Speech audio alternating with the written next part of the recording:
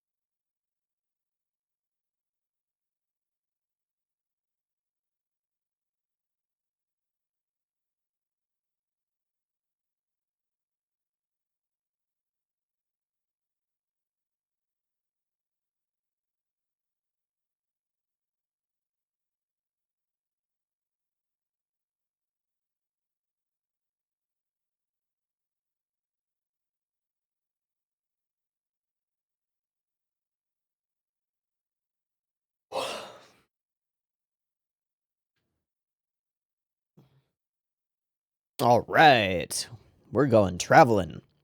Fully alone with Kit Kat?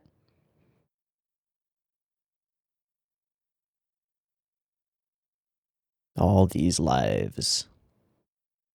Oh, hey, that's a yokai, probably. Hi. Oh, you can see me. Oh, thanks. I'm just talking to the invisible person who took my seat. It's fine. Indeed. Right.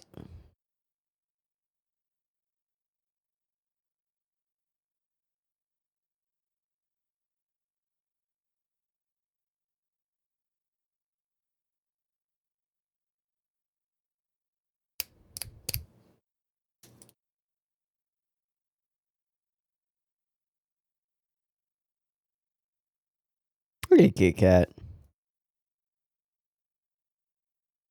Oh, were you not supposed to come? Oh, okay.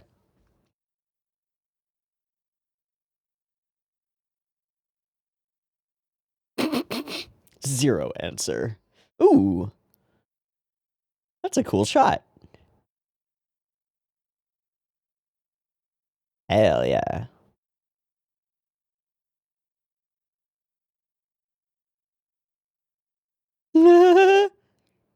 I'm a big boy. I'm a big growing boy. Beautiful.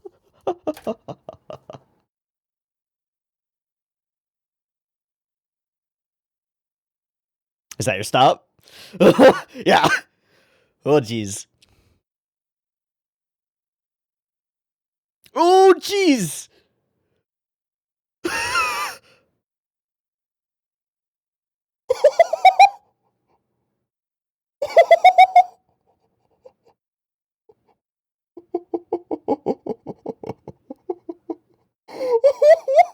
I don't know why that got me so well. Just the idea of these kids watching this dude yank his cat's skull through the doors is amazing. Hmm. Hmm.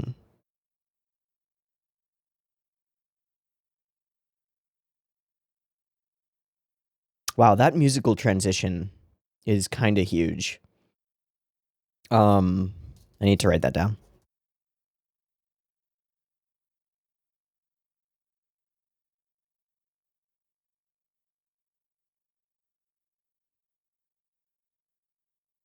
Yeah. Fuck. I've been all over.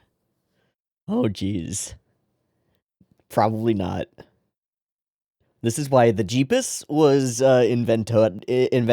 There is the Jeepus for this. Oh, God. Just follow the food. Yeah. It's a perfect landmark for you, Nyako, but not so much for what do you smell? Oh. Oh. Okay, it does work that way. Just an udon shop. That's a weird name for a shop. You're not gonna buy anything for Nyako? Yeah. We had a purpose here. Udon. Cool. Was there a yokai chilling in it? Nope. Oh, hi. Young Yu, probably. Hmm. Yeah, that's young Yu, dude.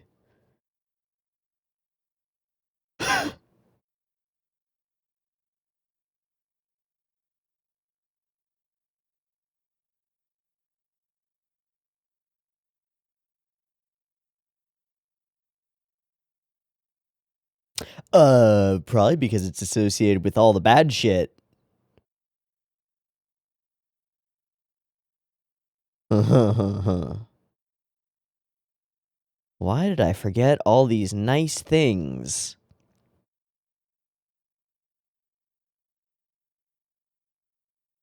Really?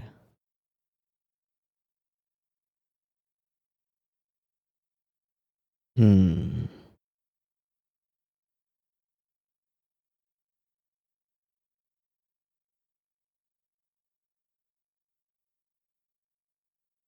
Would it?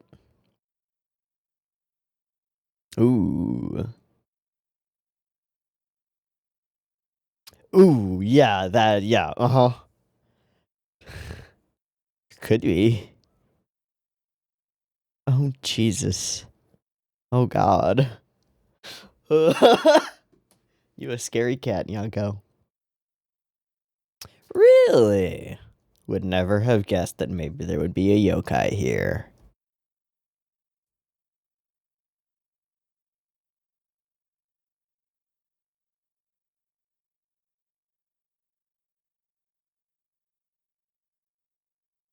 Who are these people?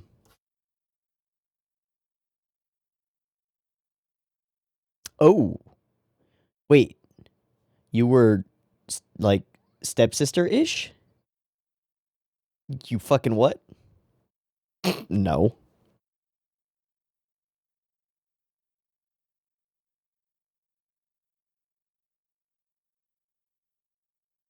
He's kinda cute. It's weird.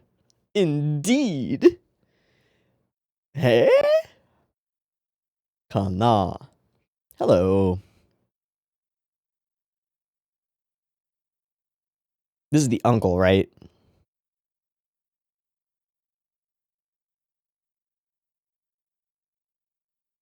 No, Tachibana's the uncle. Ho.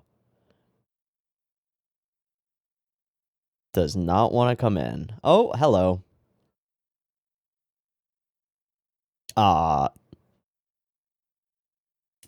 Do you remember? Okay, Miyoko.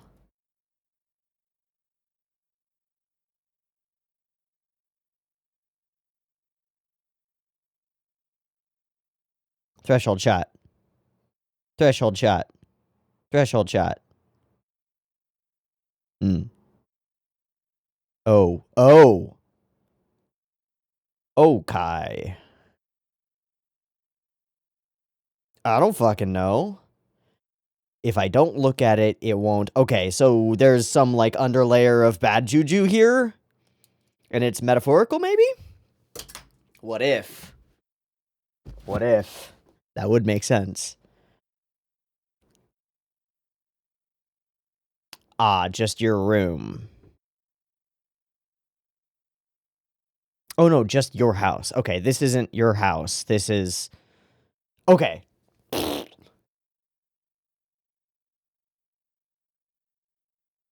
But not really. You just don't care.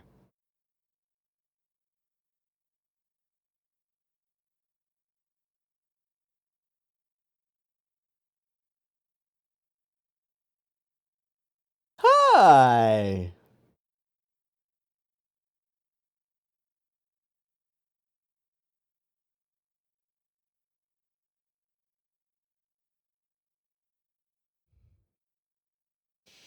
I'm waiting for that yokai on the side. It looks big.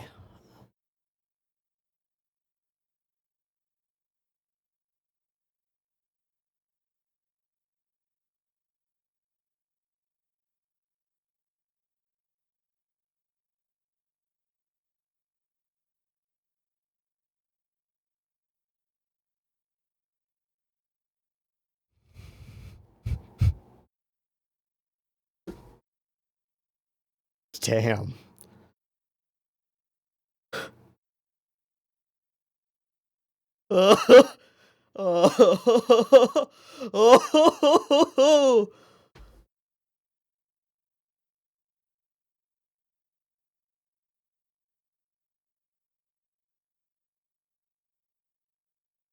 Ah!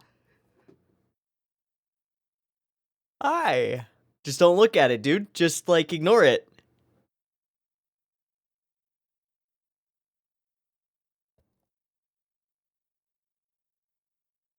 It wants to be able to speak?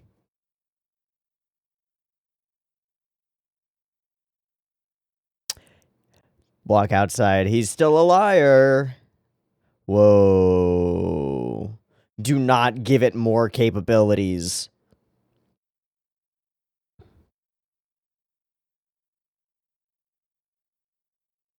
Still a weird liar. Still lying about stuff. Just being a liar over here. Haha. Funny prank. You got pranked. I'm being all scared of nothing. Haha. Haha. I'm digging my fingernails into my knee right now. It hurts. It hurts. But it's holding me together. Ah, I hate it. Fuck you, yokai. That was specific and intentional, you asshole.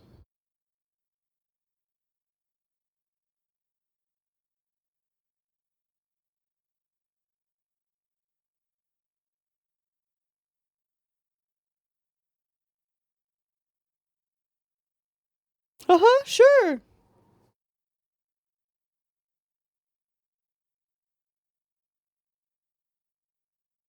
Man, it's really evocative, this thing lurking in all the shadows. I'm seriously wondering if there's a layered metaphor that I'm missing. Hey.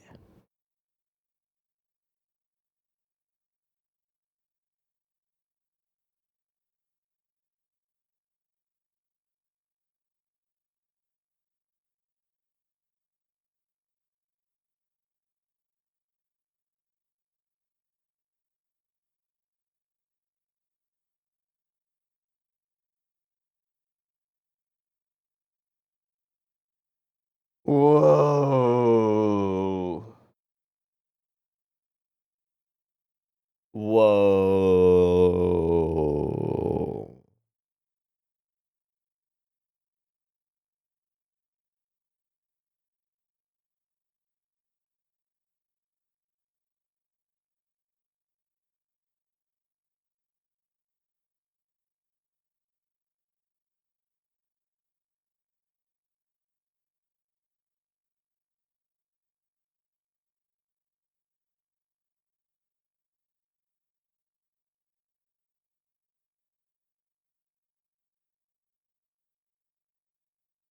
Hi.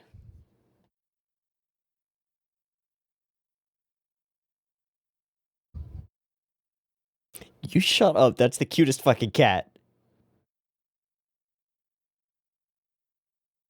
Thank you.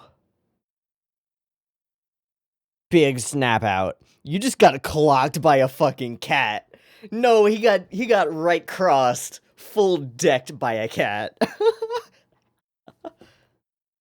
Oh god, Miyoko. You gotta stop with it makes sense. Oh no, I hate it.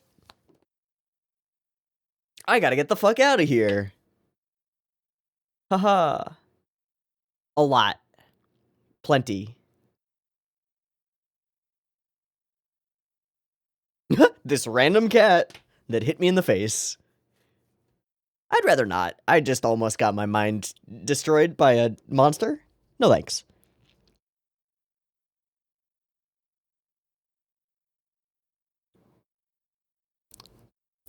Yep.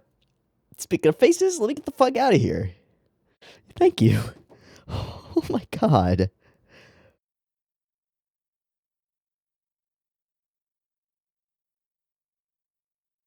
And literally run into them.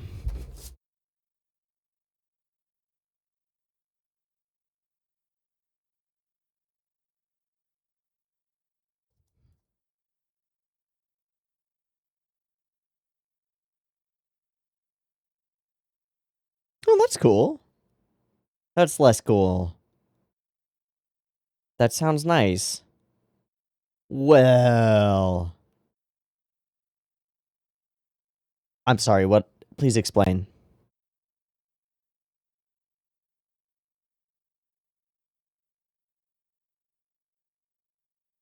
That's what I was worried about.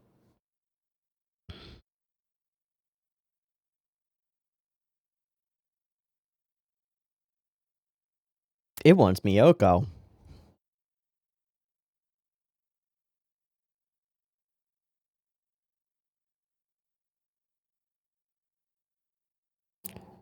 Explain your fucking bullshit. I can't. I can't.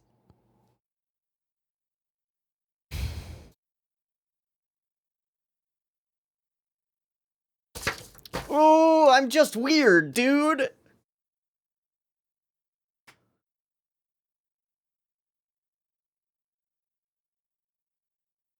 Oh, that's so rough.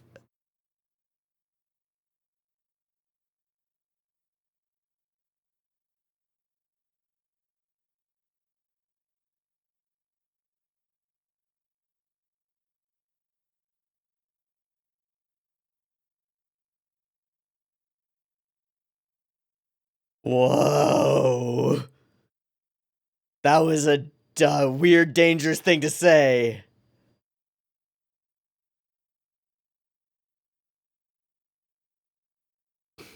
Explain that shit. Explain it. It was just lies. He's just a liar. Just a big liar.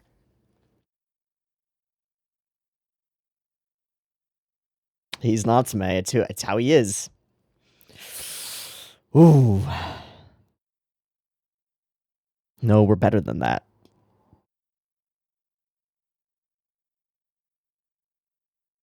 There's enough time in this episode to resolve.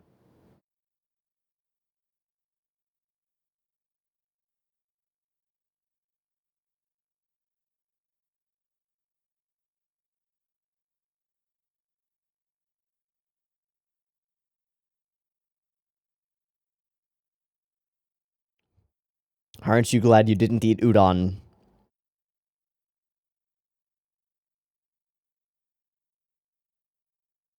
Hi. Ching! It's still around, though. Ooh.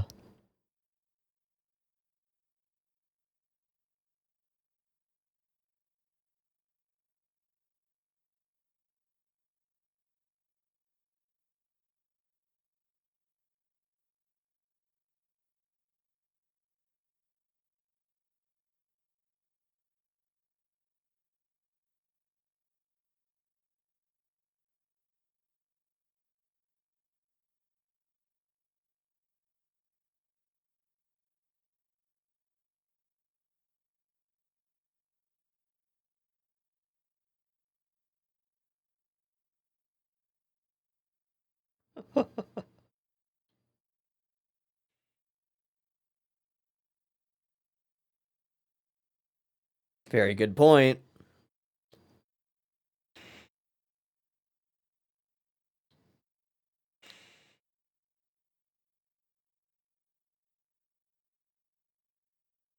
Can you also... No, he wouldn't. But can you also focus on the thing that he obviously looked at and talked to on the roof? Okay. Dismissed as being a kid. And I'm sorry for being a bitch of a kid? Or I'm sorry for the fact that my genuine and legitimate feelings also hurt you. Oh.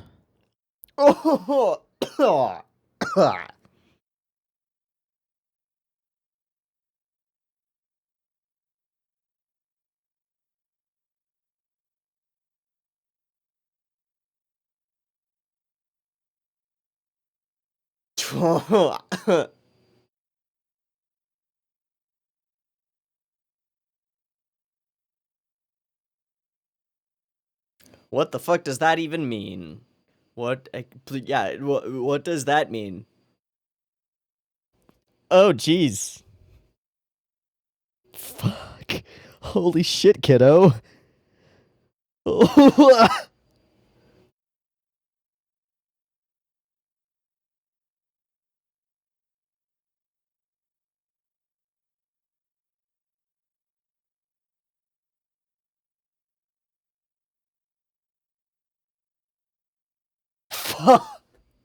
So cruel.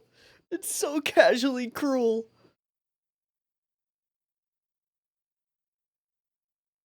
Ah!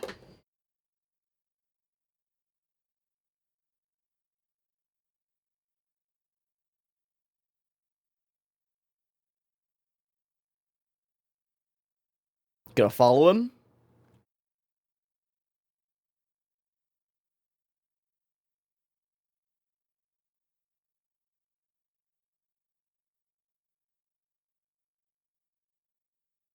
Really?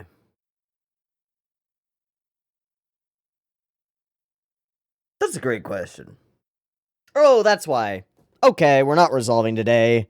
Full possession, or something like it.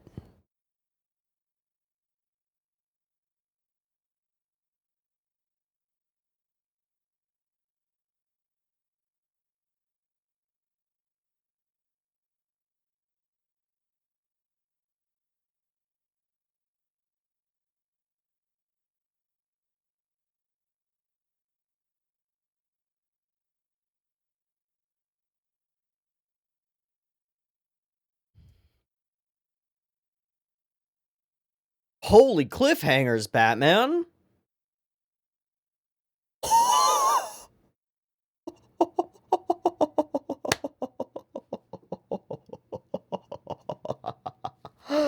Wow, that's like the only time that's happened.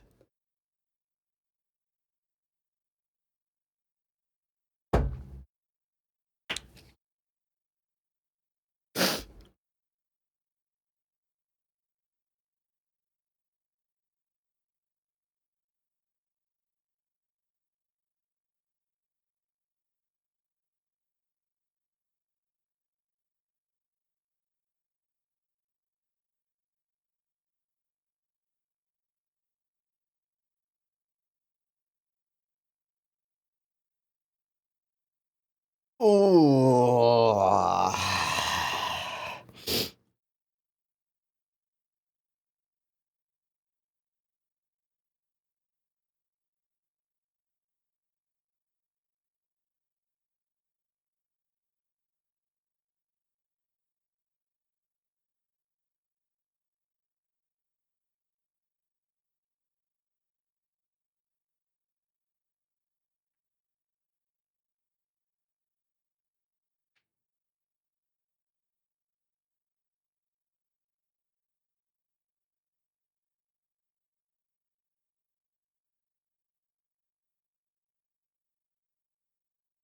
Whoa. That's little kid Natsume. Okay. Something about that seems interesting. Well, I mean, we're obviously going to be watching the next episode, so I'm not going to go too hard on conjecturification and stuff. Jesus Christ, what an episode.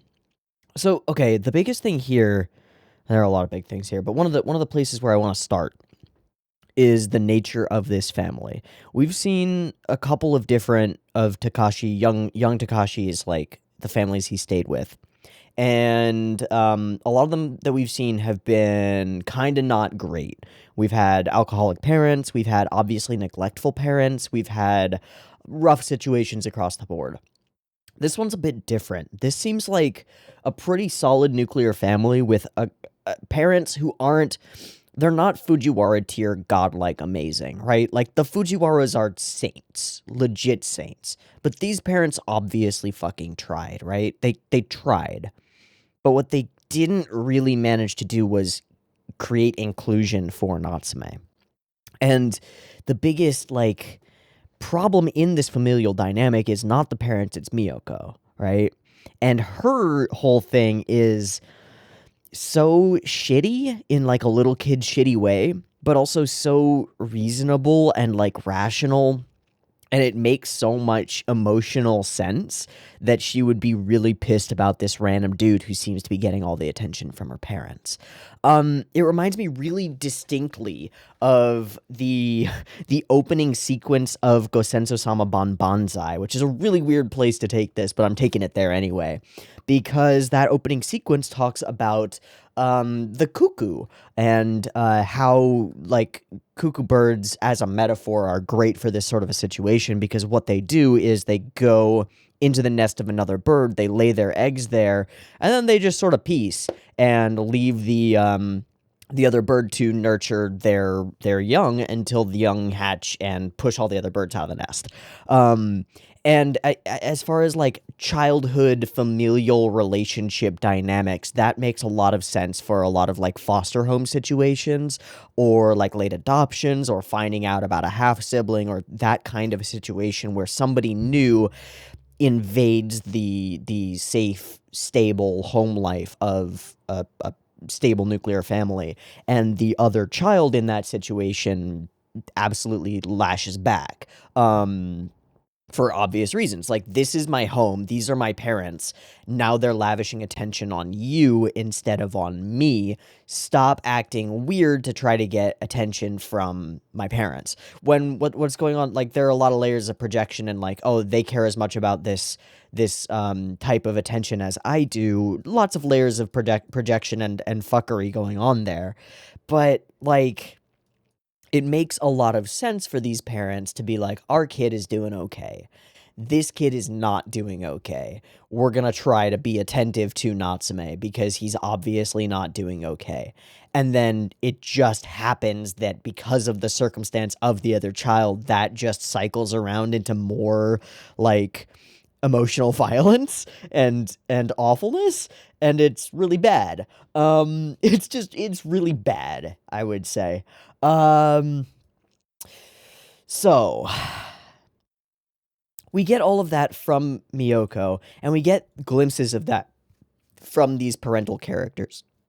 I don't get a solid read on the dad. He seems pretty just like bland to me. This father character seems pretty bland.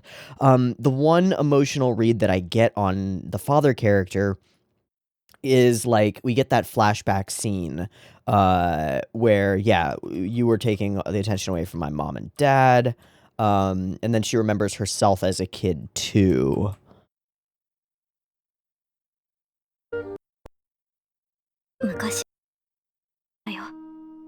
But Takashi-kun, I was a kid too, and we into this sequence. She's all sad.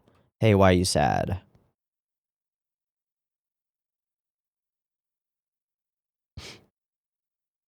Why did he come here? Gosh, you want to have a nice talk with dad tonight, right? Like, he's obviously making himself emotionally available for his kids, so there's something good there, right?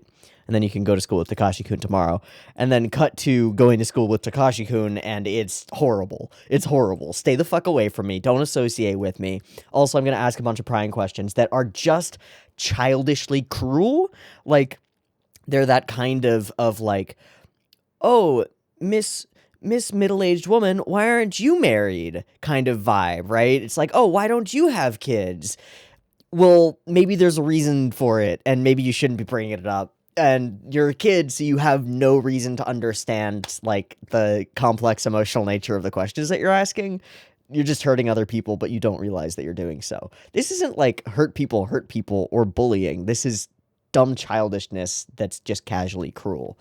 But you layer that on top of everything, and it's just fucked. It's just fucked. It's bad. And then there are, like, I think the most heartbreaking line in this entire episode is Sugoku from Child Natsume, because of the face he shows. Like, he's just had this, like, really rough conversation with Miyoko that's ongoing, and as soon as she asks about something that he gets to be a little bit pleased with, like, there's one good thing in my entire existence, he just goes full in on it.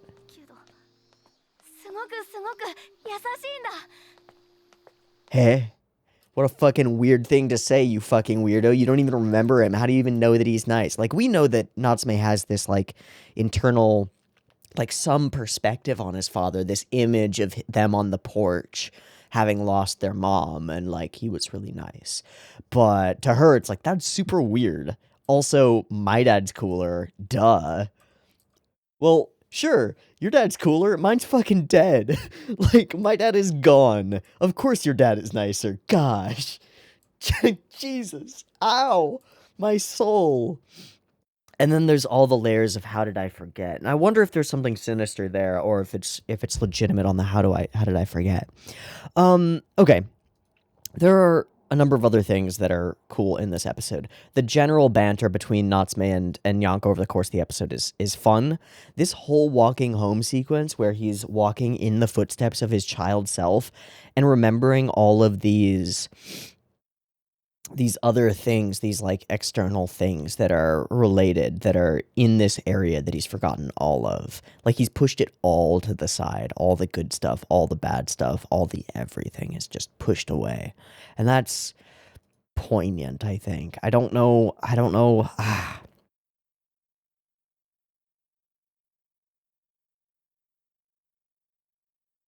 I relate to it. It's like coming home to your childhood home after being away for college, right? You come in, it's like, oh, that's what this place smells like. You never notice it when you're living here, but that's a part of my existence. And like, that's what the breeze outside feels like, and walking down these streets. Like, I remember this chipped up piece of roadway where I used to ride my bike, and it's a little bit more chipped up now because it's been a couple of years, but it's a a palpable, like almost tactile memory. It's not deja vu or the feeling that I've been here before. It's the actuality of having been here before and just the noticing of all of the sensory inputs that made up that experience of being here before, and like locking that emotional state and physical presence in with all of those sensory inputs. It's really interesting. And I think that this whole opening sequence really kind of nails that feeling to it. It's really cool. Okay, and then there's that bad yokai. Dat spooky yokai boy, and we meet these girls. We meet Miyoko and friend, who immediately get on our bad side by being mean to the cat, and then better side by being like, hey, he's kind of cute. Hey, sweet. Okay, and he's immediately, like, trying to get the fuck out of there as soon as possible. She puts on, like, an overture of being friendly, but it's kind of fucking fake. I don't know how to feel about it. And it's looking at me. So, at this point, I was thinking that this yokai was going to be something a lot darker and a lot deeper. It's still real dark and deep. It's a weird bug-eating thing that's gonna eat people because it can't feast on bugs enough anymore. That's real spooky.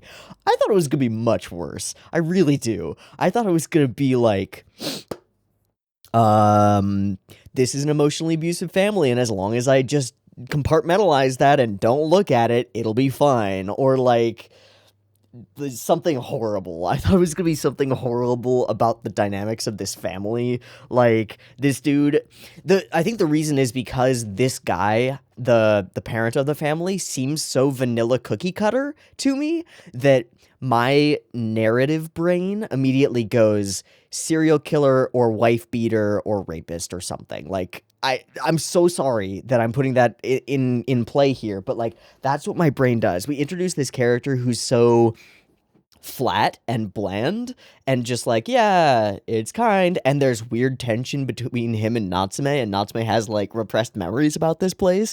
I'm sitting here like, Natsume has seen this, has like been up late at night hearing like, ow, ah, ugh, I fucking hate you, you stupid bitch, as this guy, like, lays into his wife, and that's what he's trying to compartmentalize here. Just be like, everything is fine. I keep the blinders on. It can't hurt me if I don't look at it. As long as I don't ever mention the existence of this yokai, which is a metaphor for the bad things that I see, everything is fine. Everything is fine. Everything is fine. Which could have been a storyline, like, you can see it, right? That's absolutely not what it is, but that's why I was like, oh god, it's a don't look at it situation. It's hiding in the corner. And we get this like shot of them just walking past it and like him very pointedly ignoring it, but also being like slouched like he's in trouble. I just got all these vibes from this situation. But no, it's not that at all. Okay. Cool. And then, yeah, spooky yokai literally everywhere. Am I imagining it, or is he bigger? He's absolutely bigger. And then we hear about all this shit. He's changed. What are you talking about? You fucking hate this kid. But then the reason for that is you and dad were always so nice, and he would always say the most depressing things, or he would just wander off or whatnot. People started to talk bad about the family because of it. He's the one who was a weird liar. Obviously, all of the onus is on him. And then stop it, Miyoko, he's got lots of problems, which I think was actually like, he's just a sad boy, or like he's just a poor thing. I heard kawaii in there, so give me a sec. Yeah, he's he's a poor, pitiful person. This is what I'm talking about. You're spoiling him. Stop doing that. Just stop it. But everything that he's doing is real. It's so twisted and fucked up. All right, and then, yeah, draw me a mouth.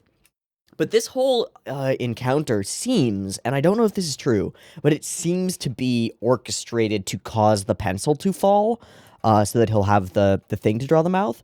But it seems more interested in making sure that Miyoko catches him in this situation and thinks that he's creepy. Right? Like, you're still fucking doing it. I knew it. God damn it, I knew it. Always the same, never changing. And it's fucked. It's just so fucked. I must leave. I need to go. Nope, that yokai is bad. He will attack my mind. Yes, 100%. Anyway, you've really grown up. Okay, so here we get into the Fujiwara stuff, and I need to rewatch this because I feel like I missed half a line. You've really grown up. I was worried. Fujiwara-san was it.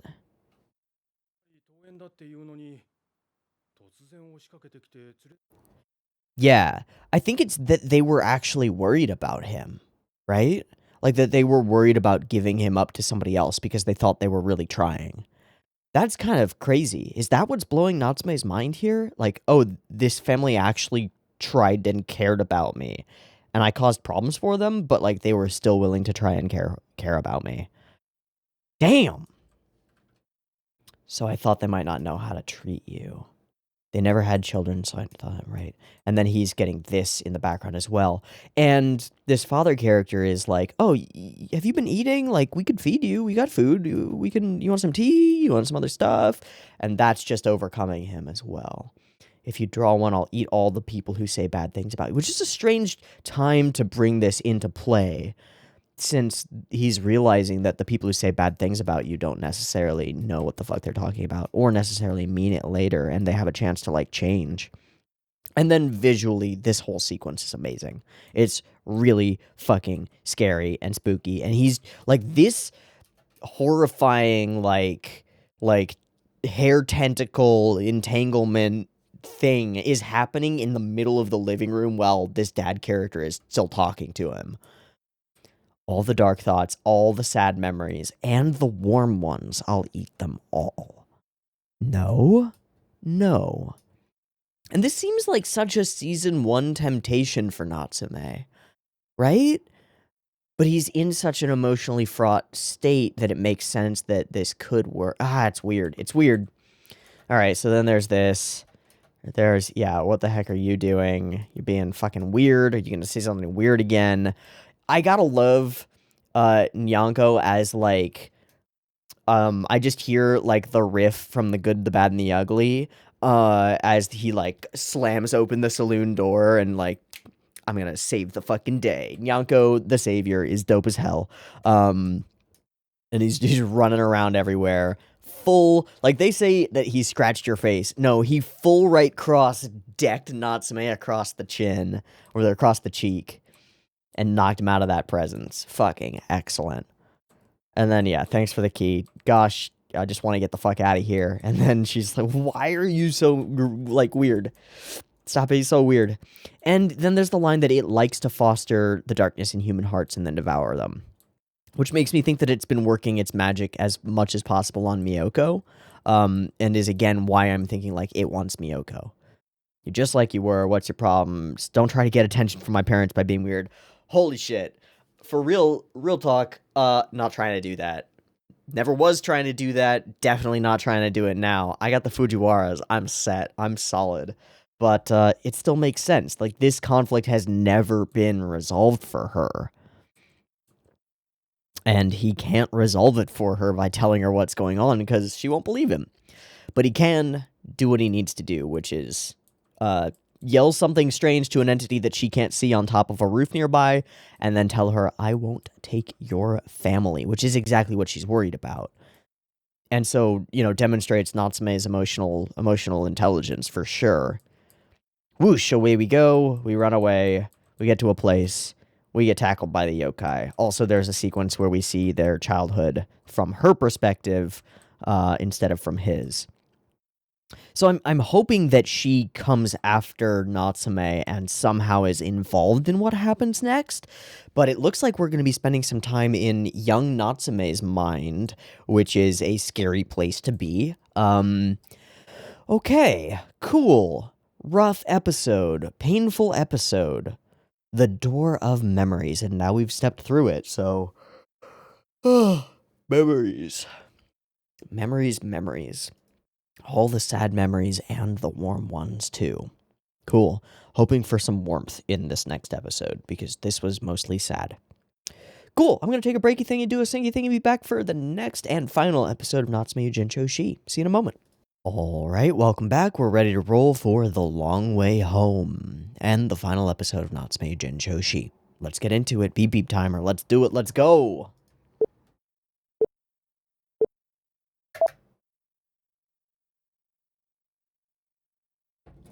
Better.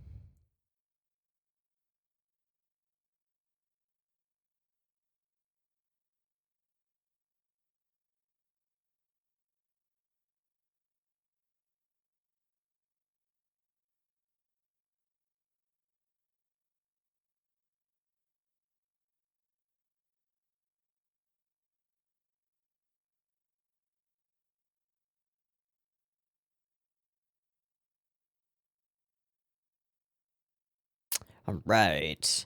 Just got chest vored by a, evil yokai.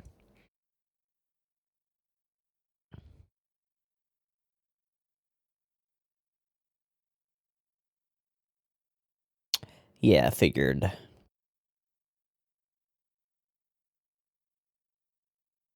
We're gonna fade into dreams. Yeah. Yeah. How about the Fujiwara's home? Where is home? I don't have one. Hey, childhood.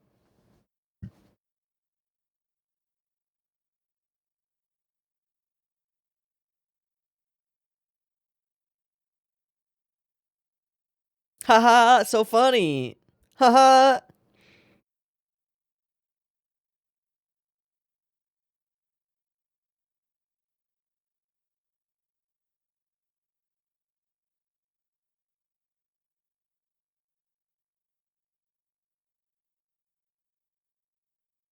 Fuck y'all.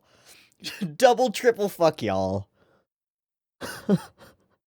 I hope you grew up and went to school and got the job that you thought you wanted and it wasn't what you wanted and you're now stuck for life. That's what I want for both of you, you fucking fuckboys.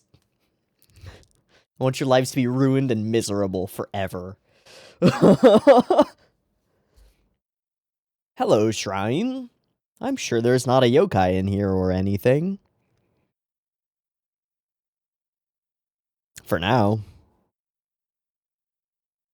Indeed. Sure. Unless you can't. Uh-huh.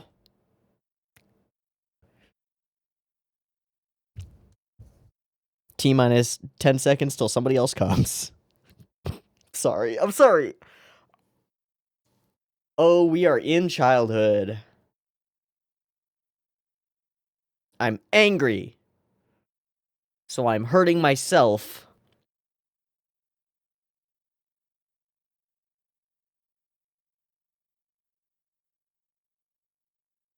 Okay.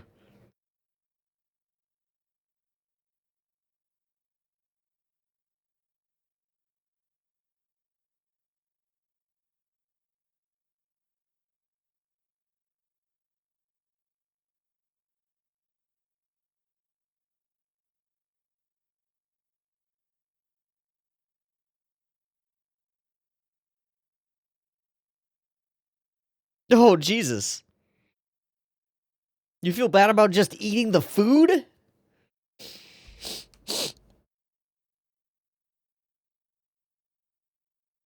You better buy Nyanko that udon later. Yeah, you're 100% going to.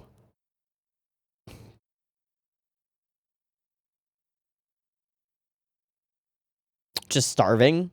Yeah, very funny.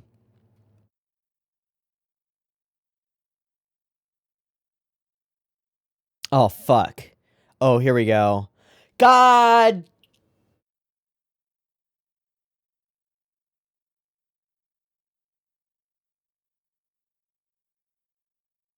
I hope you fucks peak in high school. I hope you fucking peak in high school, bitch. God, no, that'll just make it worse. You can't. You can't.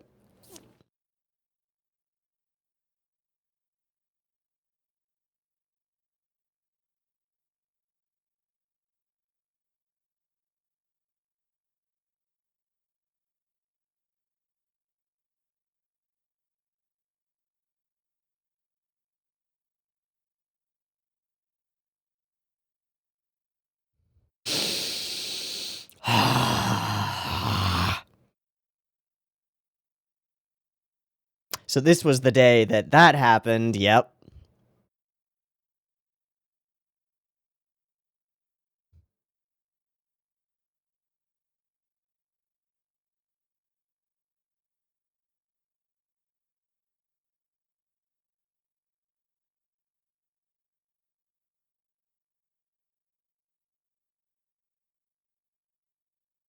Always. Until you see the yokai.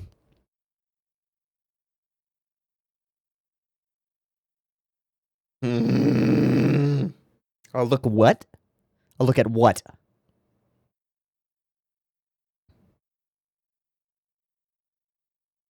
It's a book of bugs. Oh, right.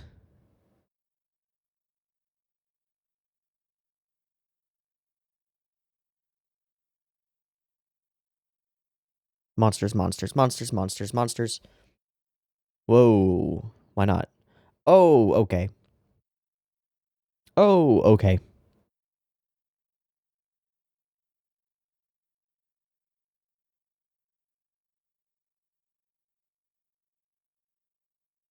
Monsters time. No, you're not. No.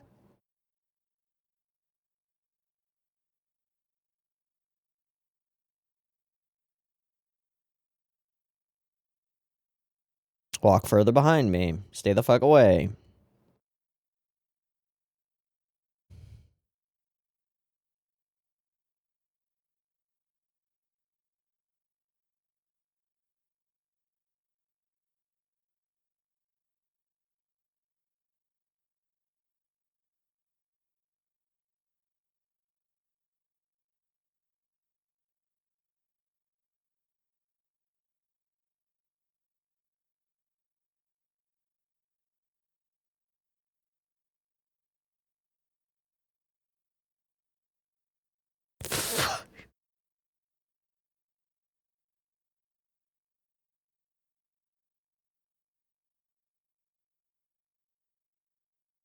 Fucking weirdo.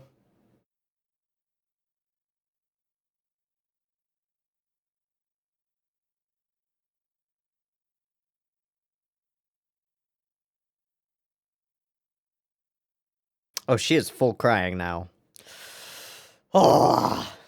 Oh, yep, let's go to the shrine. That's our real home.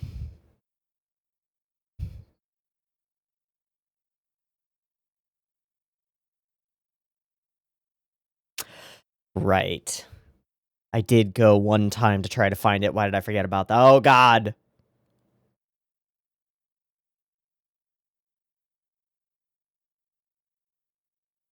Mm-hmm. That's really pretty. And also painful. Alright. Drink a Sapporo, watch your baseball.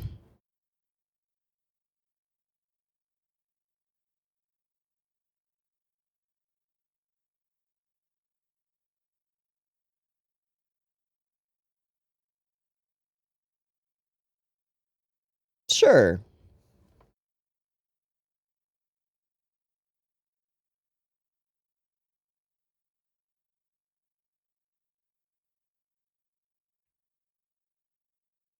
Oh, hello.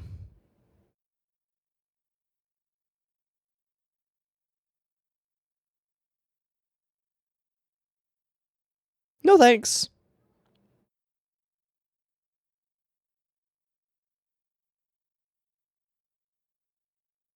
Whoa. No.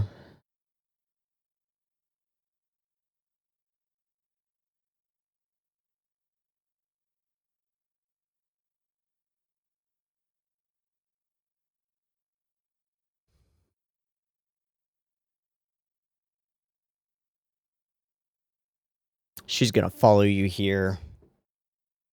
Fuck.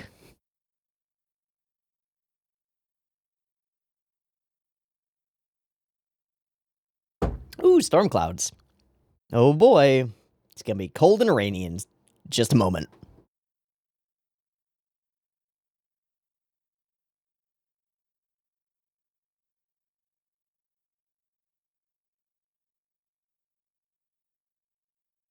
Well, here we go. I'm ready to get emotionally wrecked. Because that's where we're heading with this. There's just no other way.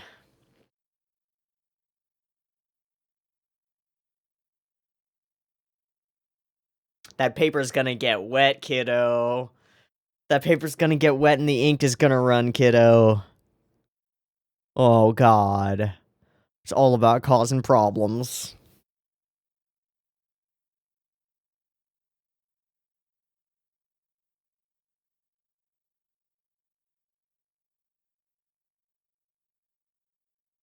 Thunder's pretty scary, dude.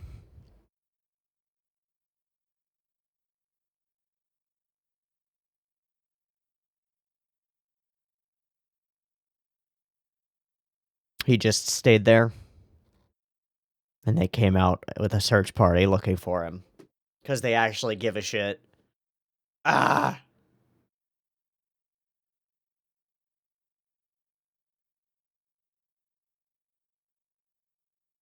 And he did end up causing the trouble for them, right? Yeah. But yeah. Yeah.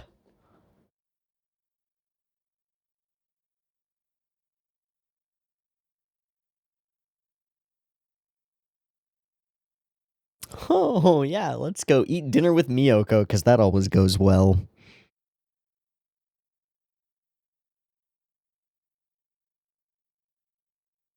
Oh, fuck, oh, fuck, oh, fuck!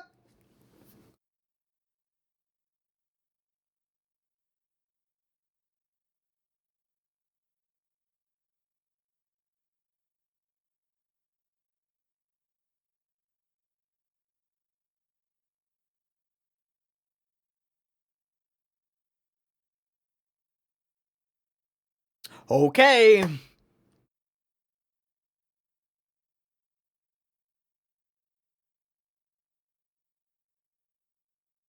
Do you have the piece of paper?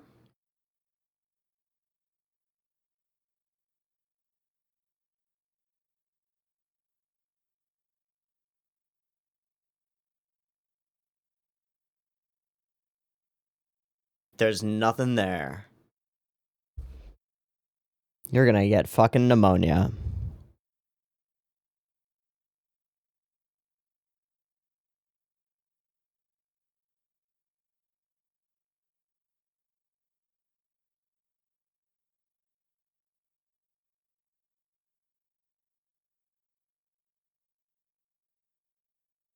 Wow.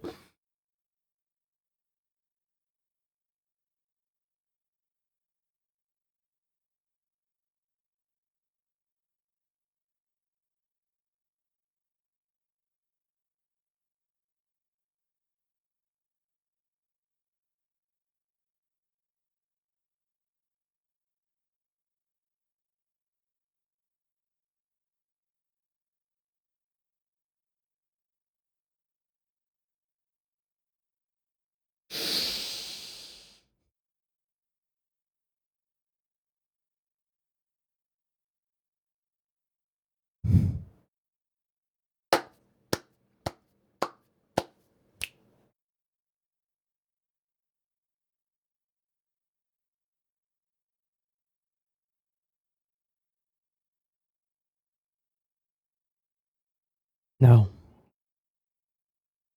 Follow the voice calling out, just like you.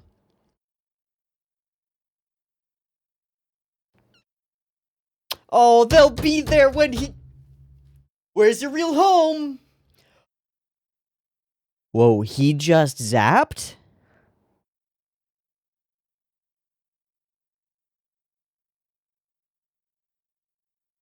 All of that darkness inside. Alright, Nyanko, you zap now. Nom nom nom.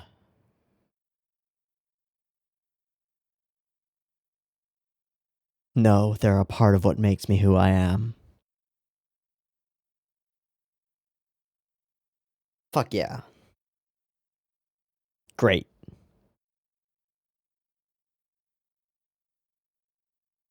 Yes.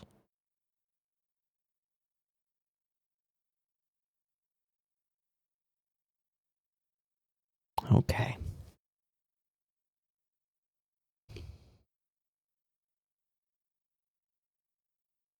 Oh, chitty scritchies. That's really pretty. Yeah, you actually gonna go now? Okay.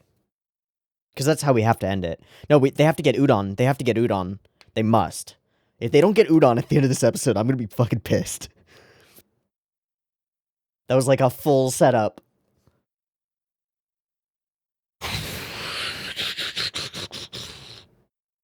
More memories? Oh, Jesus.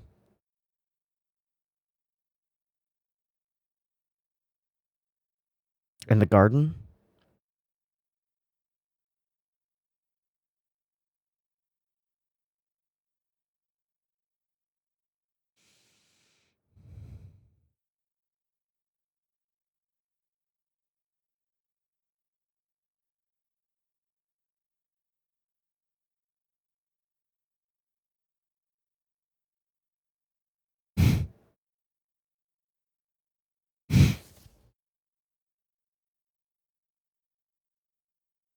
Oh, the stiffness and all the... Yeah.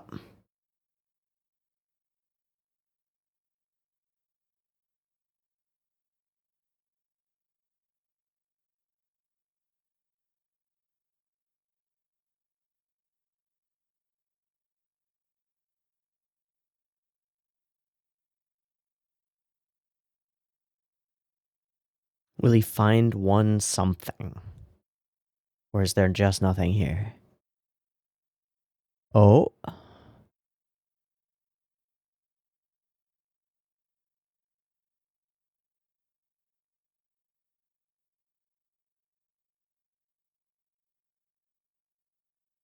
What'd you find over there, Nyako?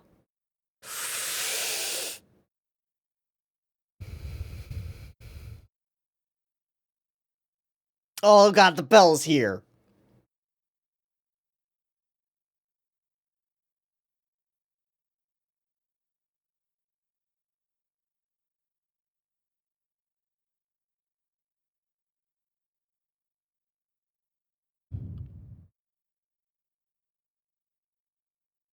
But you managed to close this loop. That's really pretty.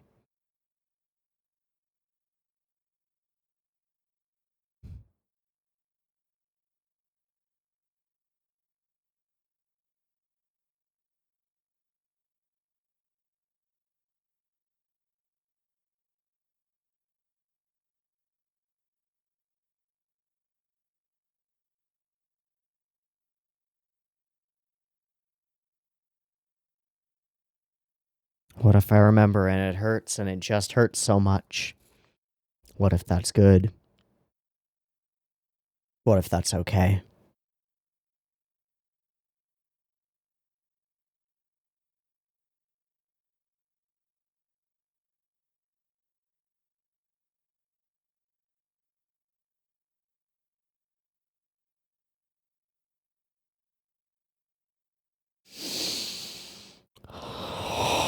Wow. Yep. Let's go to home. Home.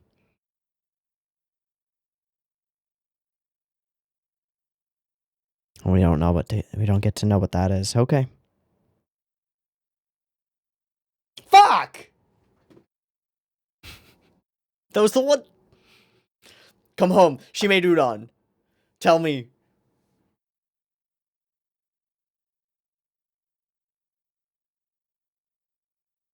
Oh.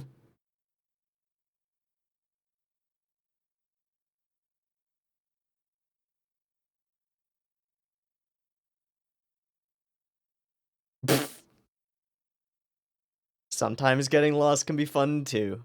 Hello. Hey guys, where are we trying to go? Oh. Oh, they're still seeking the soda water place. It's probably this way. Let's go.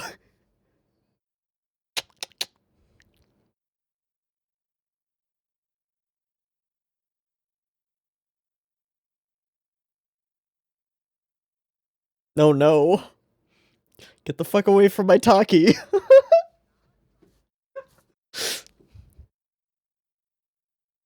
Smart. Okay.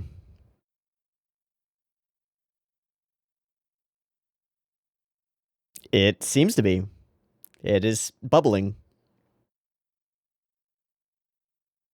Uh, it's probably pretty safe-ish.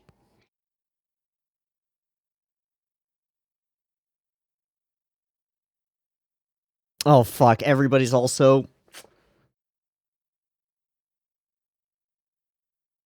There will be. There will be more. There will definitely be... Oh, we're gonna take the picture!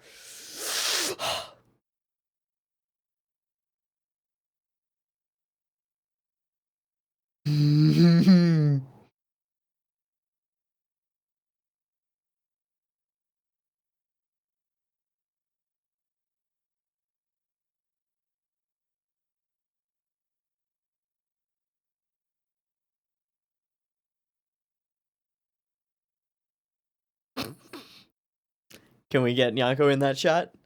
Hell yeah. Hell yeah. Oh. Oh.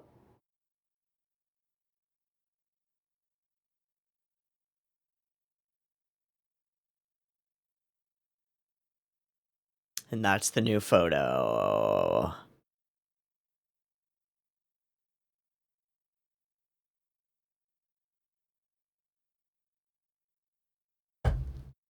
I mean, like, come on. That was perfect, right? That was just perfect, right? I don't know. I don't know. I don't have anything else to say. We just wrap here.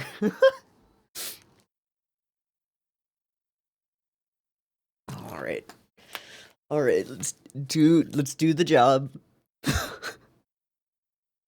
God.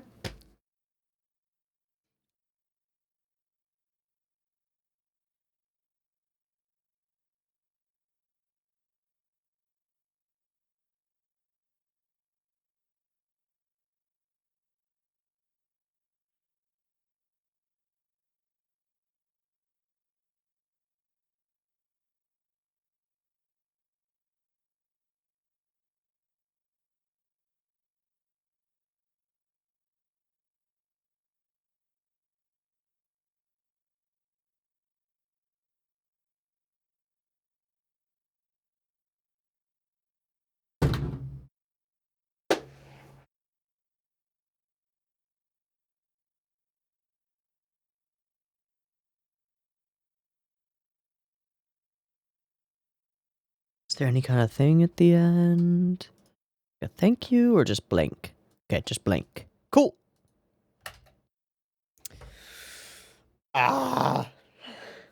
This was a pretty perfect ending to the season. It's just it's a pretty perfect ending to the season, right? He gets to take another photo, but then he's in it because he's included now, and that he's part of a real family, and he gets to say goodbye to my home and then go home, right? And there's different meaning in both of them. And then there's this just glorious sunset hue tone to everything around this house, and these shots are so pretty.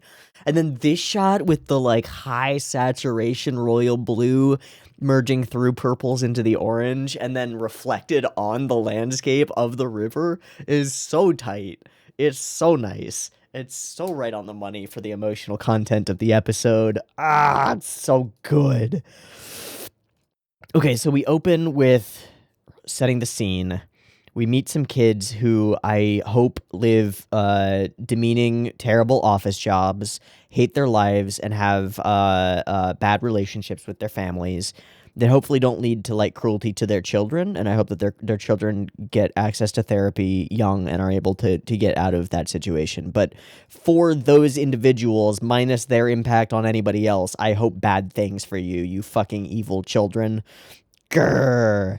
And then there's the other group, which I just hope peaks in high school. That's my goal for them. I want them to be really proud of, like, being named most likely to succeed, but then never actually succeeding is like my game plan for this other pair of two children who go up to two other children living in the same house because of circumstances and just berate them for being so naughty. Oh, yes. Fuck off, kids.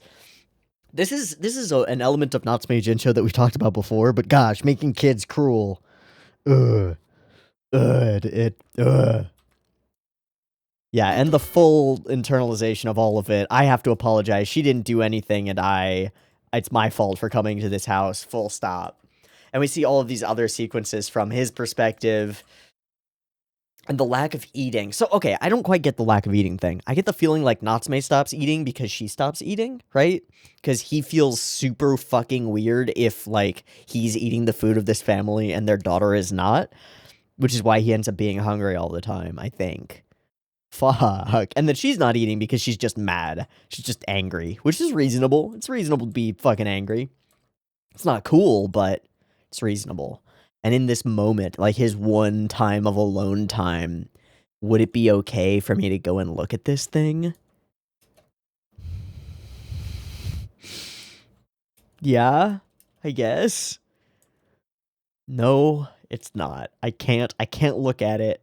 It just hurts. It just hurts. I can't read it. It just hurts. I'm gonna put it away. Never look at it again. Too much. And then just like the in the mirror affirmations. I'm all right. I'm not lonely. Everything's okay. I'm okay. He says, shaking in bed in just like multi-layered emotional turmoil, just like fully dissociating from himself, just like everything is all right. No. No. Oh no. Oh, it's not okay. I'm not lonely. As he like clutches his blanket, desperate for something to hold on to. No. No. Hard cut to next day. Jesus. Into the actual walk. We do it all again. It hurts just as much, even more because we know it's coming. And there is the difference. Like she's got a lot more cry in her voice.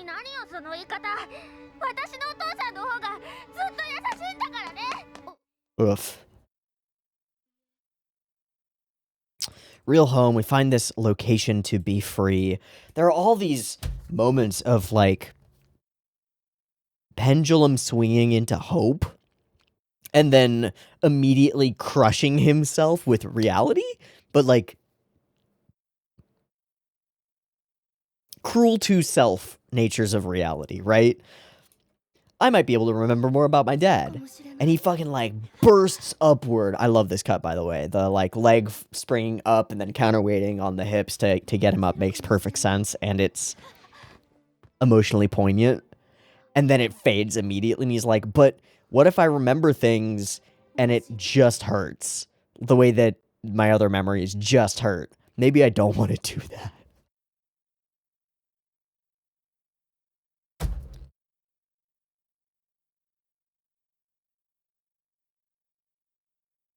This is the kind of stuff where it's beyond my ken of how to fix it. And so all I can really do is just be like, I empathize. Moving on. There's no fixing this shit. This is bad. There's something, okay, that's actually an interesting point that I'd like to make. There's something powerful about this story when it jumps back into the past because it's safe, because it's in this world where we know where Natsume has ended up, that he's in a family that genuinely loves and cares for him, and that he's doing okay in his daily life, right? If we had this kind of scene without that knowledge, it would break me. It would just break me. It already breaks me, but if there wasn't that certainty that this is going to be kind of okay in the future, fuck. But what I mean is we can explore really dark feelings with a little bit of a safety net, knowing where Natsume ends up. And that's kind of powerful and kind of valuable from a narrative perspective and from like the ability to explore these ideas in a way that doesn't feel like it's going to legit destroy the mentality of a character who we know and love, right? Which is kind of a dangerous thing. Anyway, the Natsume place, the piece of paper, we get it, and then we immediately see this guy. What is that? I'll eat it for you. She didn't eat her food again. She's a bad girl. I'll eat her for you. It just wants to eat stuff, right? Scary, scary. Can't cause trouble for people you can. She just, like, cringes away because he's creepy. Because she is. Or because he is creepy. He's different. He's strange. And that's another element that's, like, really hard to deal with here. Natsume is just not just, like, a little bit off. He's pretty obviously got some stuff going on, and it's weird. And it is supernatural, so there's no, like, take Natsume to a doctor and get him a diagnosis and some antipsychotics. Like, that can't happen here. That won't work. Because, like, to be real, it would be very reasonable for any of these parents to be like, this kid sees stuff in the corners. Let's get him on a course of treatment for schizophrenia. He's hallucinating constantly. And that could lead to a very different, highly medicated Natsume who's just miserable because he still sees yokai, and, like, you can't make that go away with drugs. Because they're real? Jesus. And then there's the whole thunder sequence. It is genuinely terrifying. And we come back to this kind of thing. I'm all right. Thunder isn't scary, but it is. But it is. You can't will the storm away, right? It's still there. It's still a storm. And through no fault of your own, that puts an imposition on this family to some extent. They're fine with it. Like, the parents are fine with it. Yes, they're doing the apologizing thing, but that's more like social graces stuff. They're grateful that this kid is back. And these guys are not pissed, right? They're like, yeah, we did our job. We're part of the neighborhood watch that goes out and looks for kids if they get lost in the woods. We're glad to help. But that doesn't reflect on Miyoko, who immediately, as we just get to hear what Natsume is, like, mumbling under his breath over and over because he can't, again, he's full dissociated. He's not in his body right now. Because he can't be, because this is horrifying. She runs up and pummels his, like, catatonic form as he's like, I'm sorry, I'm sorry, I'm sorry. And she's not wrong, but she's wrong, right? Just leave, get the fuck out. And he does. And he just straight up does. And it doesn't help. She just stands there crying. It's not good for anybody. Just west down the Shirakawa River. I have to go. And here we get into my favorite animated scene, possibly of Natsume Yuujinchou so far. Him running is great, but it's later that we get the particular shot. This is also great as he slows down, but it's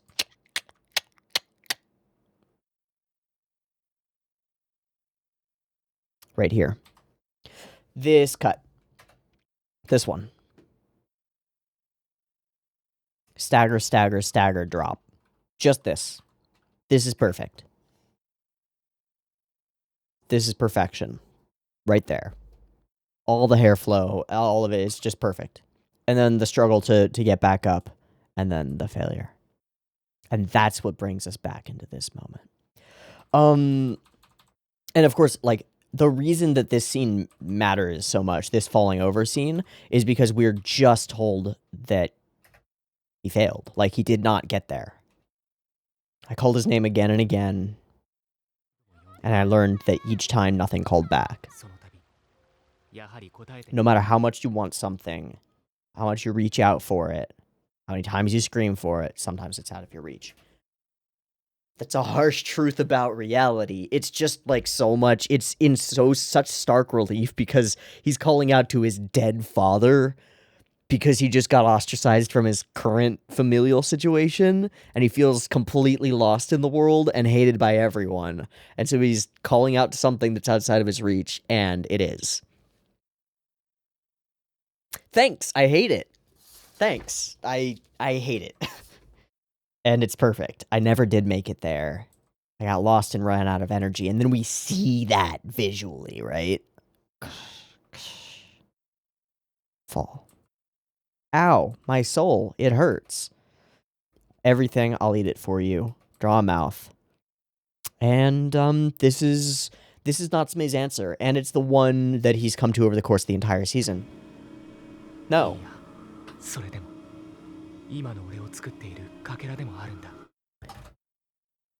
Yeah, there's a sore demo in there. Even so, no matter how much they hurt, these are a part of me. No matter how awful these memories are, they shape who I am, and letting them go means not being me. So no. The visuals of this dark place of hair and creepiness is genuinely horrifying. I don't like it at all, obviously. And then he hears voices. Natsume, Takashi-kun. It's kind of like, this is like a weird, totally different genre, totally different format version of like your Determinator protagonist is like, they're going in for the super punch against the super bad guy, and like the bad guy goes up with their punch and they're like punching against each other really hard, and the Determinator is like thinking about all the things that matter to them, and they think about all the people who matter to them and who they matter to, and they push through it. This is that moment, but in an emotionally driven, character driven show centered around like Bishonen boy who sees yokai and deals with struggles of internal, like, emotional, absolute terror and distress. This is the same thing, just in a different genre. It's that flash through all the characters that you care about scene. But it's just, it doesn't have to be that crazy. It's just... Nyanko? Toko? That's it. That's it. We'll be here when you get back. Direct contrast to the memory that he was just shown of himself calling out to someone who's not going to be there and rushing toward a place where he knows there's not going to be anyone waiting for him. And I'm going home. And fully himself blasts this evil spirit out of him. And we watch it emerge, and something like powerful about the way that it emerges is like it has more mass than all of Natsume, right? It's so huge. This gigantic thing was inside you. Kind of like, no, I'm not going to go there. I'm going to go there. Kind of like if you've ever seen like what it looks like when somebody who's been infected by tapeworms for a long time gets those removed. It's like, wow, how was that much stuff inside your body? Jesus. I'm sorry for going in a really horrifying place. You're welcome for that image. But that's the vibe here. It's like this distress and darkness makes up so much of Natsume, and he thrusts it out of himself through sheer willpower in this moment. And it's huge and terrifying, and I love it. I love it. I love it. And then there's a very cool cut of once Nyanko emerges, just the quality of the smoke animation and like the eye pulling through it is so dank. This is like one of the danker Nyanko cuts, or Madara cuts, we should say. Period. It's so majestic at the end, but it's this smoke segment here with these flurrying like three-dimensional wreaths of smoke and the burbles out of smoke. I don't have words for these things. They're wreaths and burble outs and flibbity flobs and stuff, you know. Flibbity flobs. Like you do. It's just so majestic and badass. Fuck yeah, Madara. And then a classic like, thank you. No, I'm just here for the book. Hush hush. I'm not interested in your memories. Okay, buddy. Okay. And they go. They go to the home. They find the place. They get in touch with something, but neither is it that scary or that powerful. It's just the closing of a loop, right? The tying off of this loose thread. Finding that this was a home for him. That there is a childhood home in existence that's out there where he lived and grew up. Where he has some memories of, distant, cloudy, fuzzy, but there's something here that's important. This is Natsume's childhood home, but now it's time for him to go home. And home is the Fujiwaras. Home is his friends. Home is where the hearts of those who care about Natsume Takashi reside. Boom. That's a wrap. I've been Teeaboo. This has been Natsume Yuujinchou Shi, episodes 12 and 13. I hope you've enjoyed them as much as I have, and I hope to catch you next week when we start off on Natsume Yuujinchou Go. Natsume Yuujinchou Go next week. And, if you want to grab Natsume Yuujinchou Go, the first reaction will be up sometime when this episode goes up on the YouTubes. So that'll be on Patreon. Check that out if you want it a little bit early, or if you want access to the Discord to chat about this or other stuff. Cool. I'll see you later. This was an excellent finale. Peace.